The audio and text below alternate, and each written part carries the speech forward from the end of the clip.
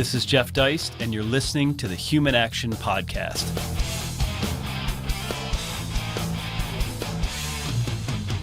Ladies and gentlemen, welcome back once again to the Human Action Podcast. And as promised, we've been delving into a variety of Rothbard texts this year after having gone through his opus, Man, Economy, and State, last year. So we're focusing on some of the smaller books. And we've gone through several of those over the last couple of weeks, enjoyed those shows. But it was time, it's high time, that we tackle over a series of shows. It'll probably be 3 or 4 weeks. Really, probably his second most important work after Man, Economy, and State, which is his ethical normative treatment of the political philosophy of liberty, which he titled The Ethics of Liberty. This book came out in 1982. It was published by New York University Press, an academic publishing house. There's a little bit of a backstory to that, the fact that the Mises Institute didn't publish this book, the fact that we don't own the rights is often something I hear about from people. They say, well, Jeff, why don't you have the Ethics of Liberty in PDF or HTML format on the Mises.org website? Why don't you have your own copy of this? Well, it's because of copyright and because we are occasionally from time to time threatened by New York University Press if we put a PDF or something up with this book. So they own the rights.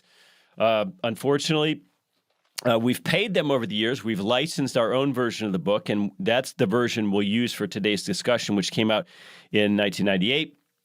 We have paid them to do an audiobook narrated by the late Jeff Regenbach. So they've allowed us to do these things, but we can't just post the book as a free read on our website. So it's one of those books where you're going to have to go buy it if you want to read it. But I thought nobody would be a better guest for today's opening show, where we're really going to get into a discussion of natural law, than our own senior fellow Walter Block, the great Walter Block, who, of course, many of you know is a very prolific author and a professor at Loyola in New Orleans. So all that said, good morning, Walter. Good morning, Jeff. It's a pleasure to be with you, as always. Well, I was going through some of my notes on this book and some of the introduction and preface by Murray. He actually wrote the bulk of this in 74, 75, although it didn't appear till 82. And it's interesting, he thanks Charles Koch, who is one of his benefactors at the time, for giving him, the financial wherewithal to have the time to write this. So, as Hans Hoppe points out in his lengthy introduction to the book, this was a bit of a low ebb for Rothbard's career when he wrote it.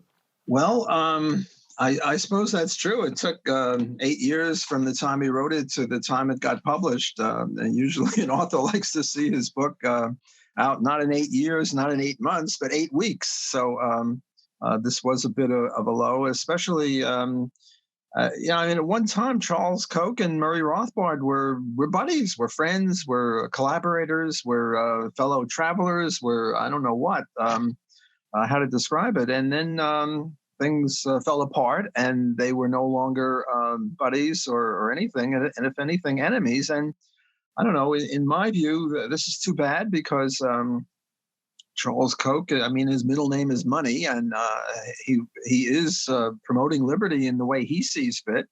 And it's just unfortunate that the two had to separate. And I don't know, Murray has passed away, and Charles is elderly now. He's even older than me, and I'm considered elderly. I'm almost 80. And hopefully one day this dispute, this fight will end, and it won't be kept up by the followers of both people. And I suppose you and I are certainly followers of Murray Rothbard, although I have been subsidized by Charles Koch as well. It's just an unfortunate thing, as far as I'm concerned, for the liberty movement, because if the two sides were together again as once they were, the prospects for liberty would be even better. Well, let me ask you, what was your relationship with Rothbard in the middle 70s? Obviously, you had met him by this point. Were you aware that he was writing this book? I think, my recollection, I met Murray in 1965. What happened was I was sort of a Randian or an objectivist, not really. I wasn't a member of the inner circle or the cult or anything like that. But I certainly agreed with their economics, which was mainly Mises. Ayn Rand and Nathaniel Branden revered Mises. And, I liked Mises. And the first economics book I ever read was Economics in One Lesson by Henry Hazlitt, which is certainly Rothbardian. I met Murray in 65, and he converted me to anarcho-capitalism in about 10 minutes, mainly pulling Hazlitt on me. He said, well, you see clearly why the post office should be privatized because, they can't lose out. If they lose money, they never go broke and there's no competition. Well, why can't that work for police and armies and courts? And Murray really flabbergasted me, and I've been a friend of his pretty much ever since then. I was part of the living room crowd. We'd go over to his apartment, and we'd play Risk, and we'd laugh into the wee hours of the day, of the night. The big problem I had with Murray was stomach cramps because it would just keep me laughing for hour after hour. And, you do that and all of a sudden your stomach starts hurting. So I was a friend of Murray's for many, many years. I moved out of New York City in 1979, and I got a job at the Fraser Institute in Canada, Vancouver, in 79. But I was a friend of Murray's. And I remember going through the pre-publication version of several of Murray's books with the living room crowd, the Leonard Liggio and Joe Peden and Walter Grinder and Jerry Wallows, Bob Smith, a whole bunch of people, and we would go looking for typos. I don't remember if it was this book or For a New Liberty or which book it was. So I think a lot of people think of you, Walter, as the North Star in terms of you're a deontological libertarian. You're not a consequentialist. And that's really what you're known for. Do you think you got that from Murray or from this book specifically? Well, I like to think that everything good that I have, I got from Murray. He's my North Star. He's my guru, my mentor. I'm also a consequentialist in the sense that I think that if we follow the non-aggression principle and private property rights, we will also have a good world. But I think my contributions, to the extent that I have any original contributions, as you say, are mainly in deontology. And certainly I got that from Murray. But I think, I pretty much got everything that I have intellectually from Murray. It's interesting that, at that time when I met Murray, I was still, I hadn't got my PhD yet, and I was a student at Gary Becker's. And Murray tried to convince me of Austrian economics. And that took an awful long time. It must have taken 2 or 3 years because for the longest time, I could never get my head around the synthetic a priori statement, namely something that is necessarily absolutely true, the denial of which is a self-contradiction, and yet it has something to do with the real world.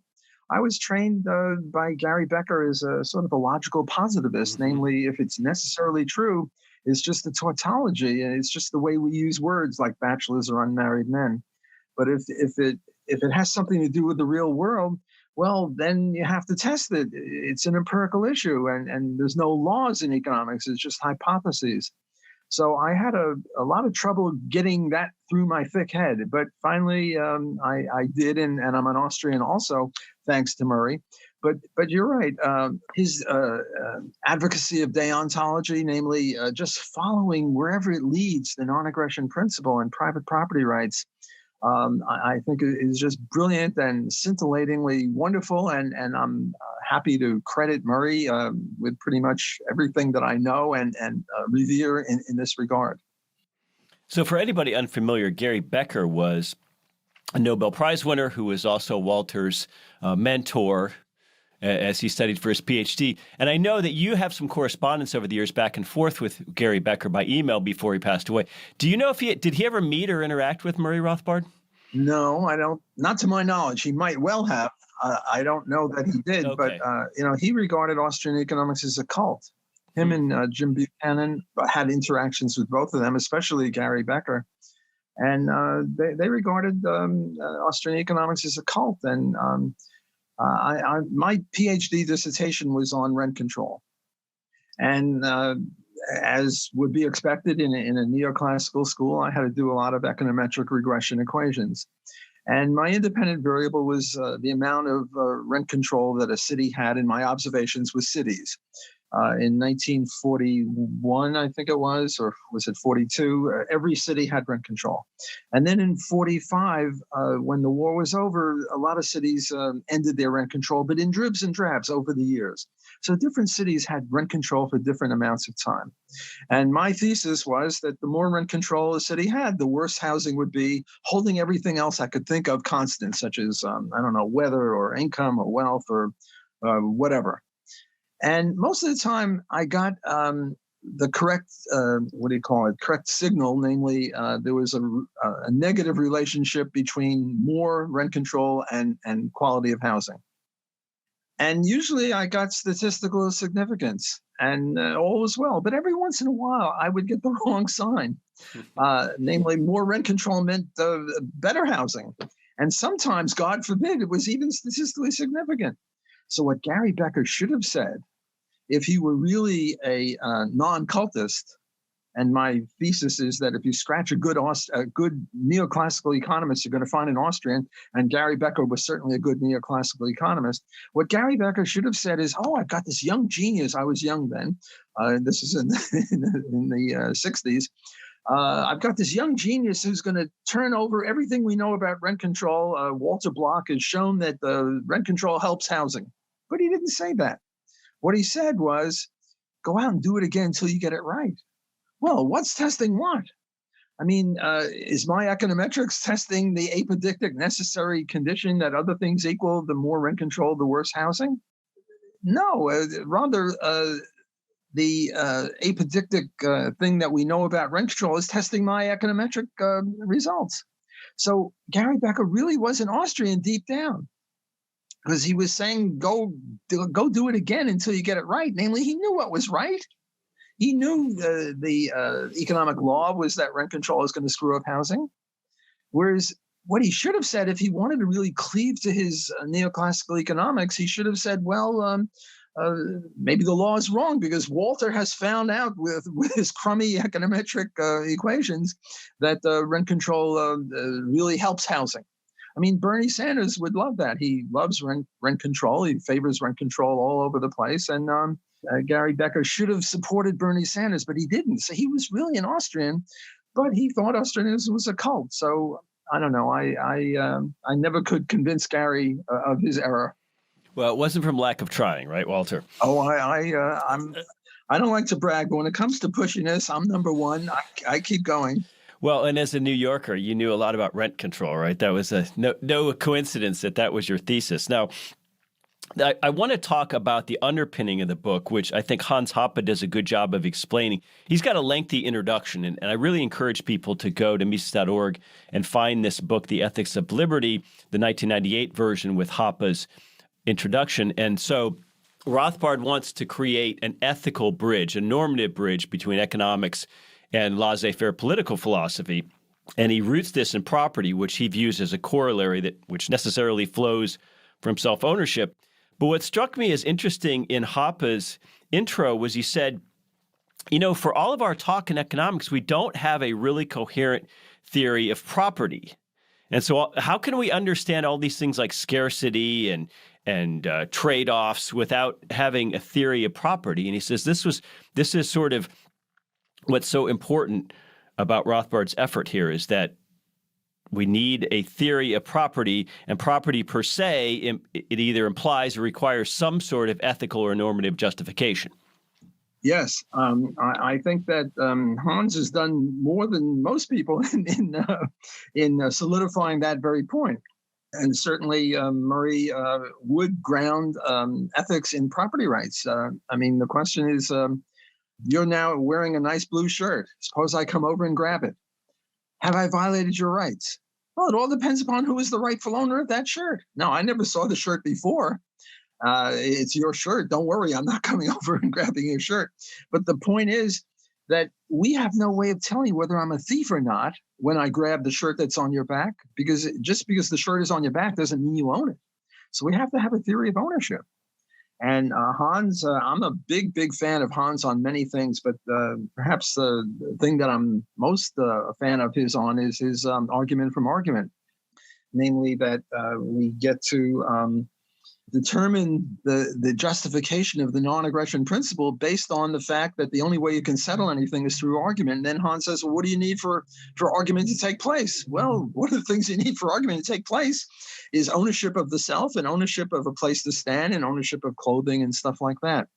So the way I see it is sort of like a trinity. There's John Locke, there's Murray Rothbard, and then there's Hans Hoppe in terms of a justification of homesteading. And the three of them, I think, have done more than any other three people in not the Blockean proviso, where as soon as most of the good land is taken up, well, then the Blockean theory no longer applies. Whereas Murray and Hans would keep going and saying the homesteading applies no matter what, and until every square inch of property is owned, including waterways and every bit of land. So I think that you have to ground economics and ethics in private property rights. Private property rights are very, very important. And we get to own ourselves because we sort of homesteaded ourselves. And then we get to own bits of nature by mixing our labor with the land and with natural resources. And then we have a strong foundation on the basis of which we can justify libertarianism. So you consider yourself obviously a natural law adherent. Did you arrive at that from the first few chapters of this book? I mean, talk to us about the Walter Block version of natural law and why it matters.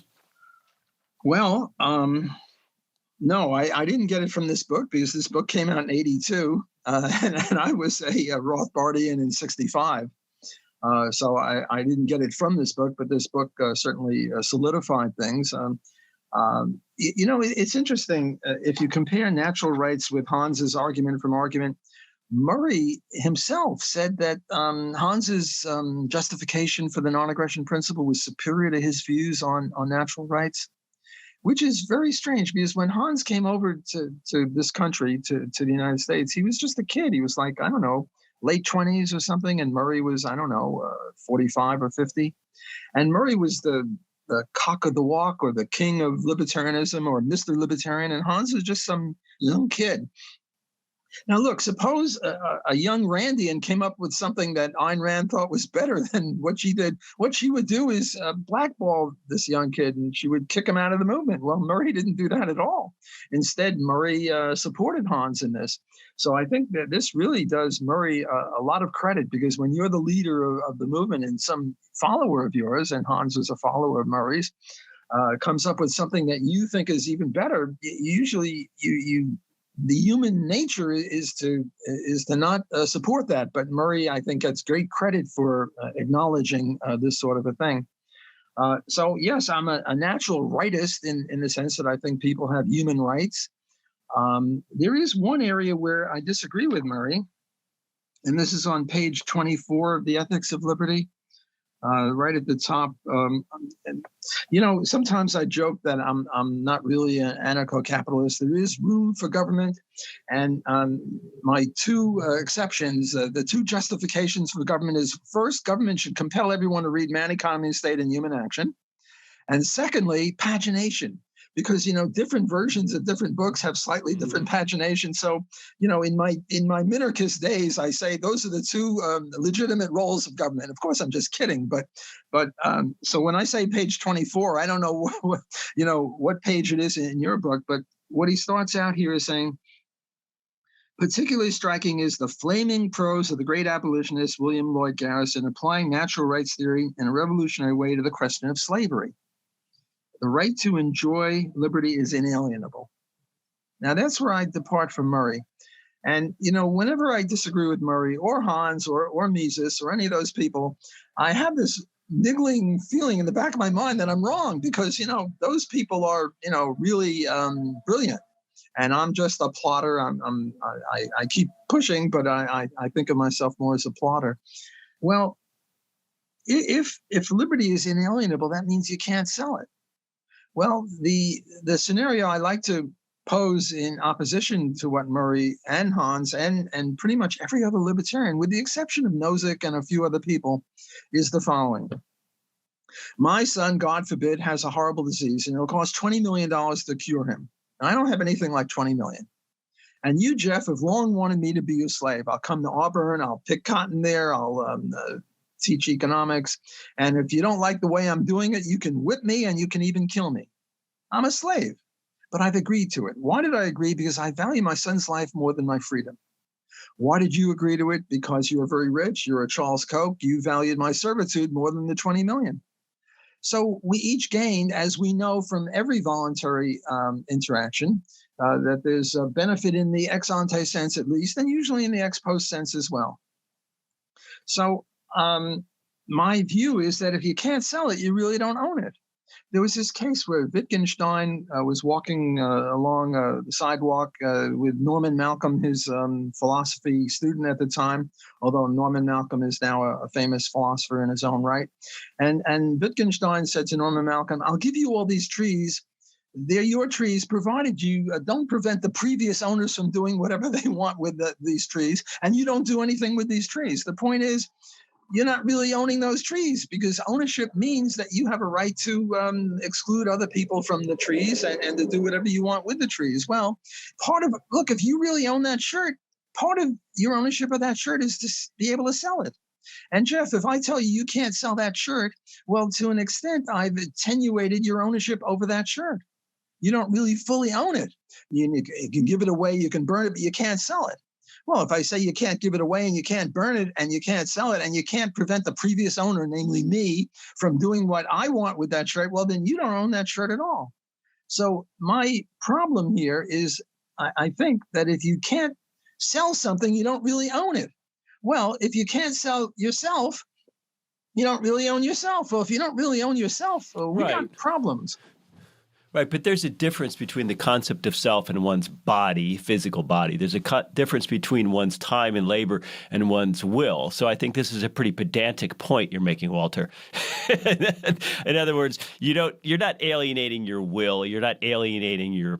Some people believe in a soul or a spirit, a personhood or self. Stephan Kinsella talks about this. There's a difference between owning your physical person and not allowing anyone to aggress against it, and owning some sort of more metaphysical version of yourself. So, but here's the thing, Walter. Here's the thing about part one of this book is that I think we have a sense, and Judge Napolitano is great on this, that somehow natural law is a conservative doctrine. And as Murray points out, it isn't conservative at all, because first of all, you're saying that natural law and reason are compatible, that you can discern natural law by reason itself without any requirement for faith, even in the Thomist philosophy, and that it can exist, independent of theology.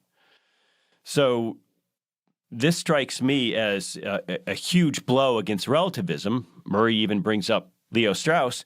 Reason can't tell us which ends are good, only which means get us to them. Well, that's what relativism says. But Murray Rothbard and Leo Strauss would say, no.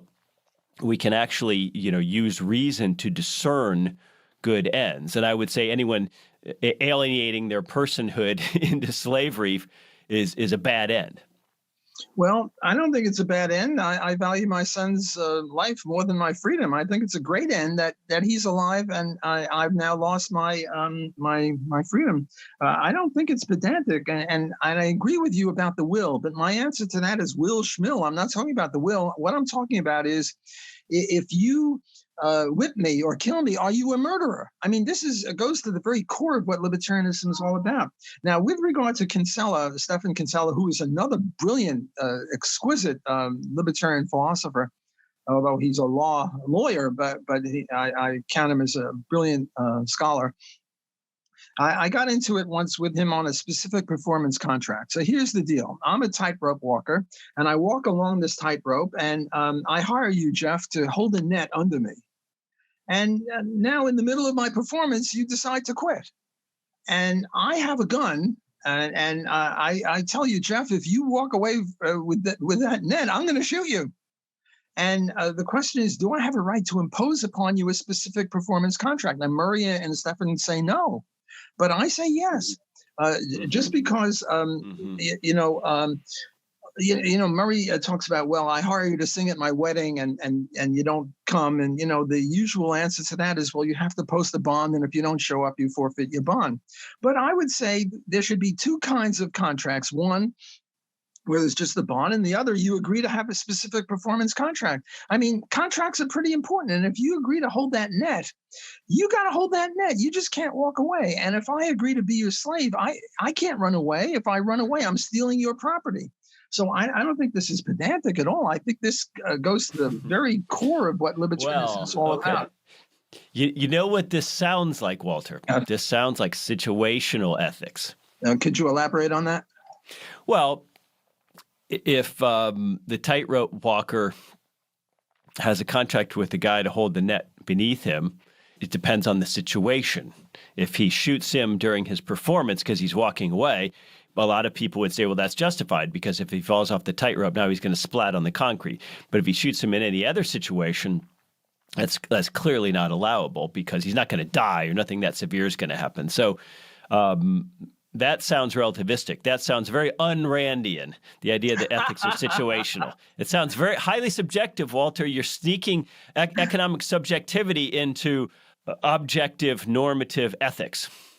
Well, I guess we'll have to sneak. agree. I guess we'll have to agree to disagree on this one. But okay, not get it settled.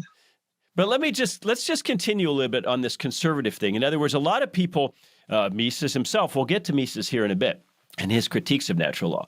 But this idea of natural law as science, what Murray points out, when we see an apple fall, we say, well, that's in the nature of the apple. It responds to gravity. That's part of its nature. So natural doesn't mean mystical. The Randians hated anything that smacked of mysticism. So natural, Murray argues, doesn't mean mystical. And so I guess the question for Walter Block is Murray right? Does man have a nature? Is it observable?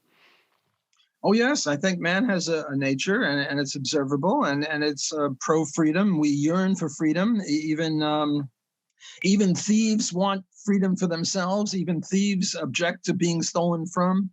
So I think it's very natural. Even little kids, have the idea it's my toy, and you're grabbing my toy, and you shouldn't be grabbing my toy. And I think the brilliance of Murray's science of liberty, if I could put it that way, is it's not an empirical science, it's a logical science. Namely, you start with certain premises and you deduce from that. And the way I sometimes like to illustrate this is sort of like an Indian teepee. Where you have you have maybe, 10 sticks, each one 20 feet high, and they all cross maybe 3 or 4 feet from the top. And so you get a teepee, and the little bit of the stick above where they all cross is justifications of the non-aggression principle. And one of them would be natural law. Another would be the argument from argument. Another one would be religion. God says, we should not be killing and murdering and raping and stealing from each other. And Ayn Rand would say A is the justification of the non-aggression principle. But then what the science of liberty, the way I see Murray conducting this, is you start with the non-aggression principle, and then you deduce, well, what's our position on prostitution? What's our position on unions? What's our position on rent control? What's our position on minimum wage? What's our position on free trade? So Murray's science of liberty, the way I see it, would be deductions from the major premises of the non-aggression principle and private property rights. And he does so brilliantly. But I want to stress this, that he's talking about that there's a goodness or badness relative to man's nature. And so this is somehow objective. And this is very different from a wholly subjective economics approach, right? In other words, we're making a leap. Well, I don't know if I'd want to say we're making a leap. Maybe I'd want to say that. I'm not sure, because the reason I don't like the leap is because it's sort of like a leap of faith, and we don't have. Yeah, not necessarily a stretch, but a leap. Okay.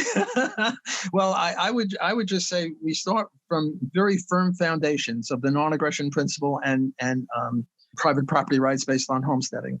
And if we stick to that rigidly, maniacally, no matter what, we can come up with the right conclusions. And like one of my books is we should privatize bodies of water. well, this is almost unheard of. Privatizing Mississippi River and the Atlantic Ocean is sort of crazy. But my lodestar in writing books like that, and I have 3 books on privatization. One is oceans, one is roads, one is a space and the moon and the Mars. And all I'm doing is playing homage to Murray. I'm trying to be as true to Murray's insight about the non-aggression principle and private property rights, and then just deducing like a maniac and applying it to where it's never been applied before. I remember that this sort of like my career is like that. Murray mentions blackmail in one sentence in Manicomian State, just one sentence. And I must have written, I don't know, 20 articles on that, attacking everyone who disagrees with Murray on blackmail. And then I have a book on blackmail. So what I do, what my career is really extending what Murray said, but keeping in mind his foundation of the non-aggression principle and private property rights based on homesteading, and then just applying it to all sorts of things that either Murray didn't apply it to. I don't think he came out in favor of privatization of oceans. I'm sure he would agree with that, but he never wrote about that. And on blackmail, I think he just wrote a sentence or 2 or 3, and I wrote, voluminously about that. So the way I see Murray's Science of Liberty, Natural Rights, we start off with the non-aggression principle and private property rights, and we deduce the hell out of them. Right. But of course, this process has its critics, and Murray brings one up, this idea that is purely logical and deductive. For example, Hume. Hume had his famous, refutation of natural law in his view, where he said, first of all, you've got this false is-ought dichotomy between facts and values. So that's a critique. And also that reason from which we try to explain natural law, well, that's really subject to our passions, and emotions create our ends. And so Murray says, well, actually, justice comes from reason, and we have a necessary social order. So, explain this split here between Hume and Murray Rothbard. Well, David Hume is a brilliant philosopher. By the way, he was the one who converted me out of theism and into atheism. I read his Inquiry Concerning Natural Religion, and I was around 15 years old. But as an aside, prior to that, sorry to interrupt, but prior to that, as a boy, had you been a religious or observant Jew in any way? Had you been going to temple? Yeah. I was bar mitzvahed at 13, and I went to synagogue, and I took courses in Judaism and stuff like that. And, I was a believer. I wasn't Orthodox. I was more conservative. In Judaism, there are 3 levels. One is Orthodox, the other is conservative, and then there's what's the third one called? Can't think of it. They're the ones that believe in eating pork and stuff like that. They're hardly Jewish at all. So I was in the middle between Orthodoxy and the other one that I can't think of right now. But did your atheism ultimately was that a source of upset for your parents? Well, my parents were what's called Rosh Hashanah Jews or Yom Kippur Jews. On Yom Kippur and Rosh Hashanah, all of a sudden they got their Jew on, and they got angry at me because I wouldn't respect the Jewish holidays. But on Saturday, they didn't always go to temple, although from age 13 to age 15, I was really into it. Well, the Christian version of this is people who go to church on Easter and Christmas Eve only. Yeah, that would be the equivalent. You sort of adhere to it, but just superficially. I was a little bit more than my parents from age 13 to 15, but then at age 15, I became an atheist, and I wasn't into the Judaism at all. Although, later on, I had this friend and mentor, Lipa Dubrovsky, who was an Orthodox Hasidic Jew. And I studied the Talmud with him for several years. We went over Baba Metzia and a whole bunch of other tractates. And the interesting thing was that the Talmud and libertarianism, there wasn't a perfect overlap, but there was a great overlap between the two. It was just amazing to me to find out how much the Talmud and libertarianism overlapped. And unfortunately, he passed away at the young age of 55 about 10 years ago. But again, I didn't approach it as a believer, just as a matter of literature. So in any case, David Hume, to get back to the is-ought, David Hume said you can't deduce an ought from an is. And I think Murray and Hans both refuted that. I think especially Hans, with his argument from argument, did refute the Humean analysis of the id ought impossibility of deducing the one from the other. Because what Hans said is, look, the only way you're going to get to any sense about anything is to argue. And what do you need to argue? Well, you need private property rights and the non-aggression principle. Well, I once asked Hans about that, and he said he didn't refute Hume. I disagree with Hans. I think Hans did refute Hume. And I think Murray, his natural rights also would, namely, that you look at man's nature, which is an is, what is man's nature, and then you deduce an ought, and the ought is keep your goddamn mitts to yourself. Don't be grabbing other people and their property without their permission. You can grab them with their permission. In a boxing match, if we're in a boxing match and you punch me in the nose, I can't say, oh, you violated the right, you violated my right to my nose, because we had agreed to be punching above the belt. And also, the voluntary sadomasochism, you can't complain about that. But apart from that, I think Murray brilliantly overturns Hume as well as does Hans, and deduces an ought from an is, and the is man's nature, and man's nature is such that it's wrong to be grabbing other people and their property without their permission. I'm struck, though, when I'm going through this, that there are a lot of people who don't even believe in the is. In other words, postmodernists, for example. So Murray is operating on a ground of man's nature, and some people would simply object that exists or is discernible. Well, nowadays we have the woke people and the cancel culture people and relativism. What did Mises call it? Polylogism. The idea that, by the way, the word I was missing before is Reform Judaism. Reform Judaism. There's Reform, Conservative, and Orthodox. You get the wokesters and the snowflakes and the cancel culture and the politically correct people, and they commit the fallacy that Mises talked about with polylogism. There's one logic for toxic white males like you and I. And this is colonialism. We believe that 2 + 2 is 4. But these other people talk about relativism. 2 + 2 = 4 is racist. Look, I had a full head of hair before. Look at me now. I don't have any hair because I pulled out all my hair based over.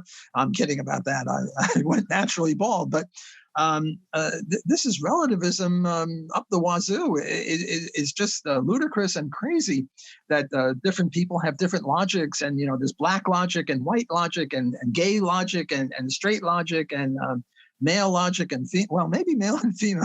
I don't want to get into that. That's another issue. As I tell my son sometimes, you can't live with them and you can't live without them. Well, some people throughout history, Walter, have suggested that men and women are different. So we'll just leave it at that. Oh. You're not the first to suggest that, but let's talk about this source of law, because this is very near and dear to my heart. I'm a big believer in common law and where that could take us in a localist, decentralist fashion. And I think it's the future, if not the only future, for a country like the United States. So Murray Rothbard points out that there's essentially 3 sources for law. We have, pure tradition and custom, the way things have always been done. And then we have the, purely positive law, the arbitrary dictates of a legislature or a state. And then we have this process of reason or discovery of natural law.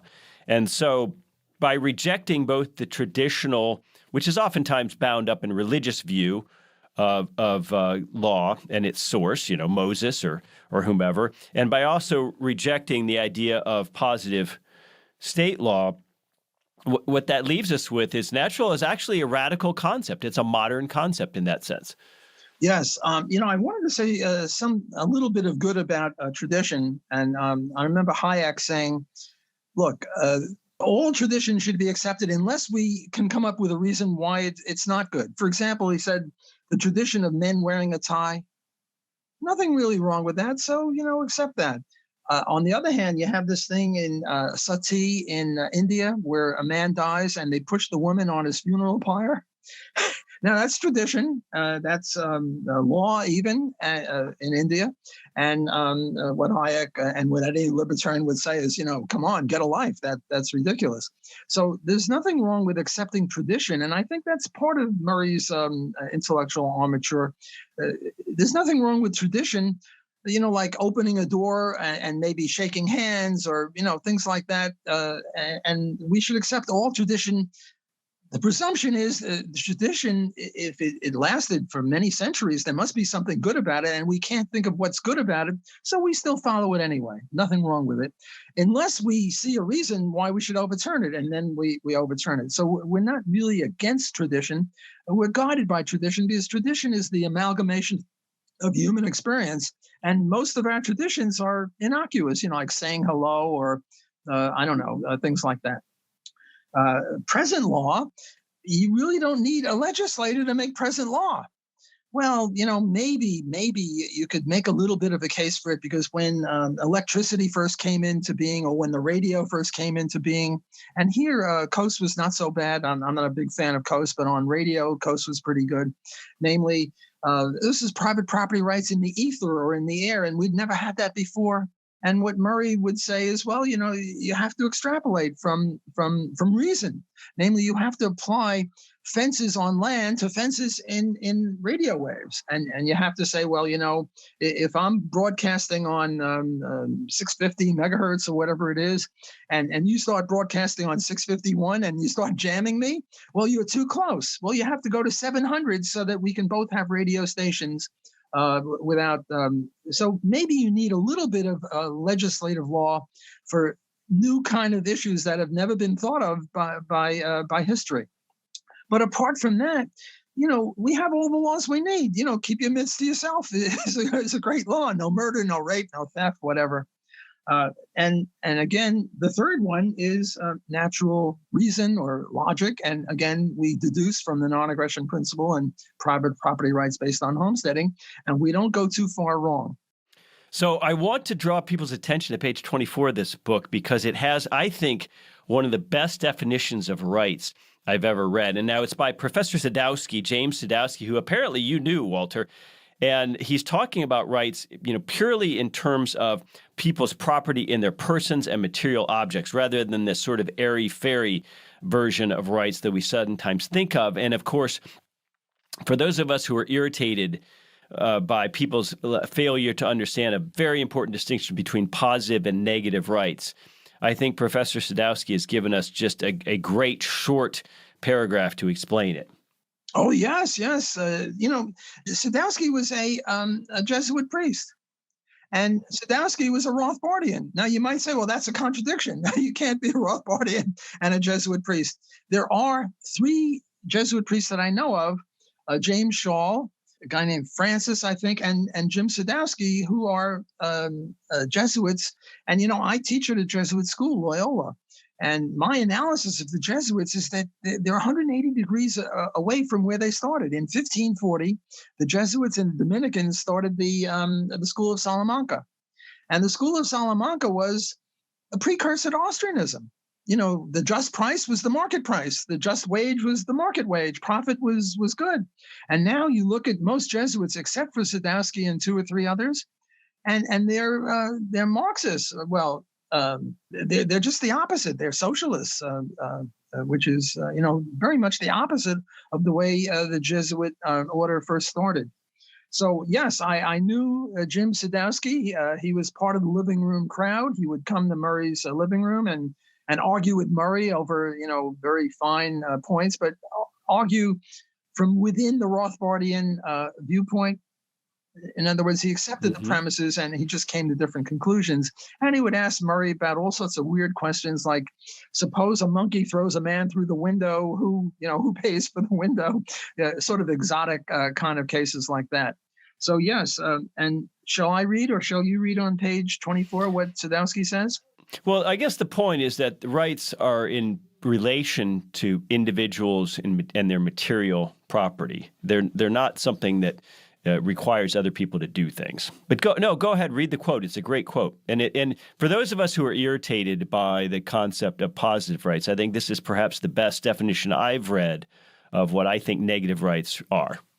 Okay, Sadowski says, when we say that one has the right to do certain things, we mean this and only this. That would be immoral for another, alone or in combination, to stop him from doing this by use of physical force or the threat thereof.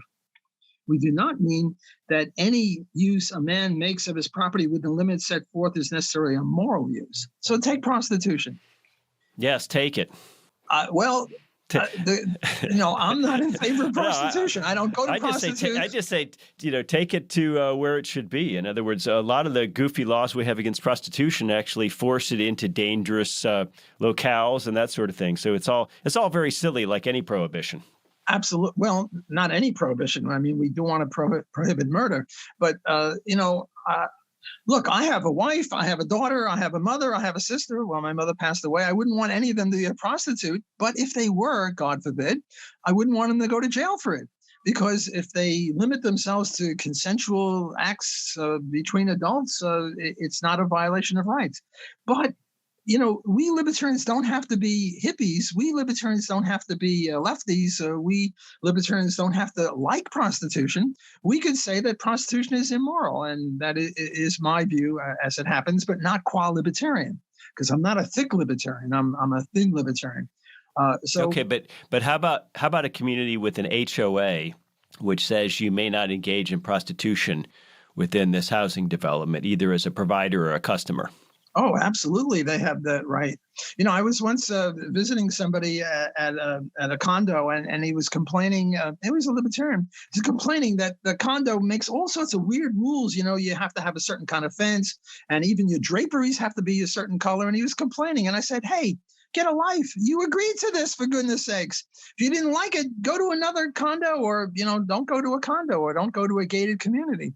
So obviously, now here is an interesting thing where I got into it with the mosquito.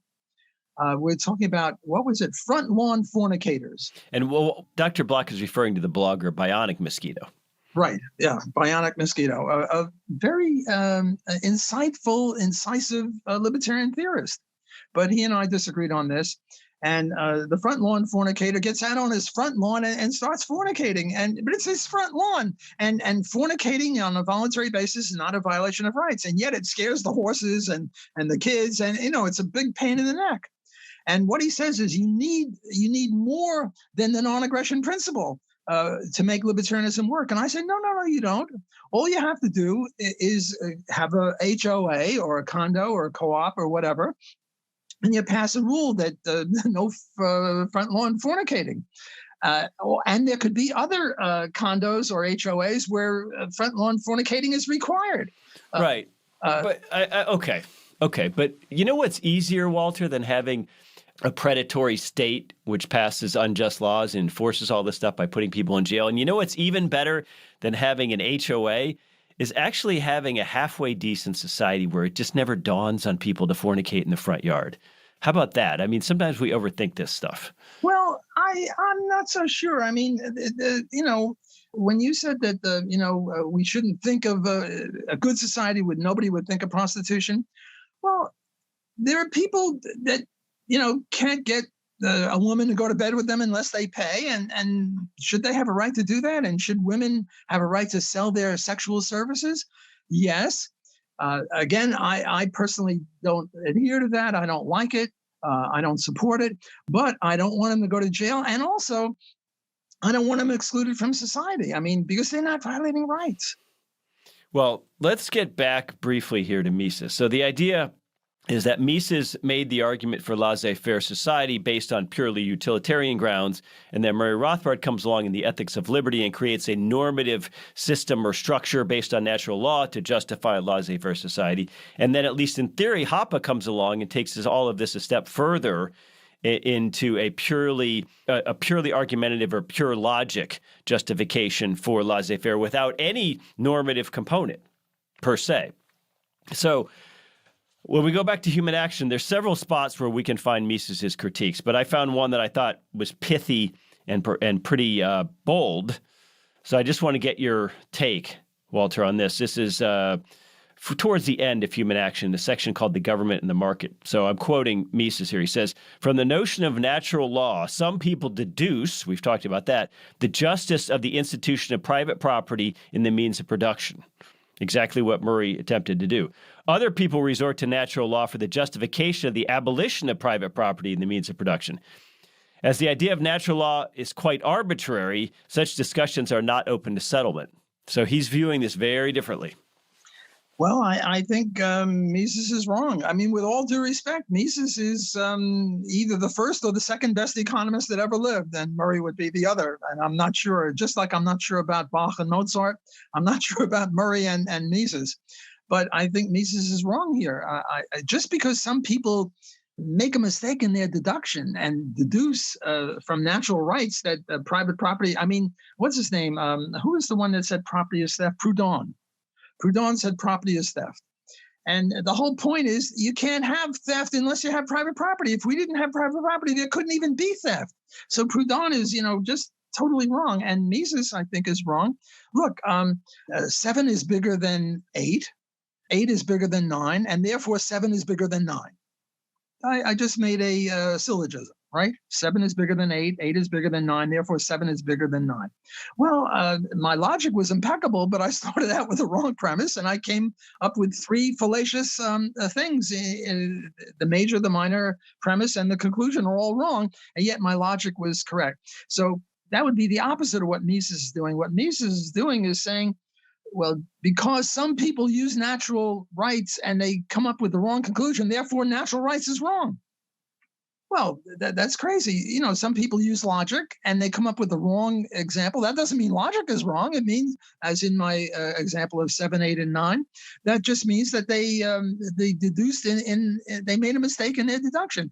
Milton Friedman once said that if mainstream economists disagree, they can resort to empirical econometric regression equations. But if Austrians disagree, they have to fight. Can you just imagine Murray fighting, what's his name, Ludwig Lochmann? Ludwig Lochmann and Murray disagreed about equilibrium. Can you imagine them getting it on in the ring? I mean, the whole thing is ridiculous.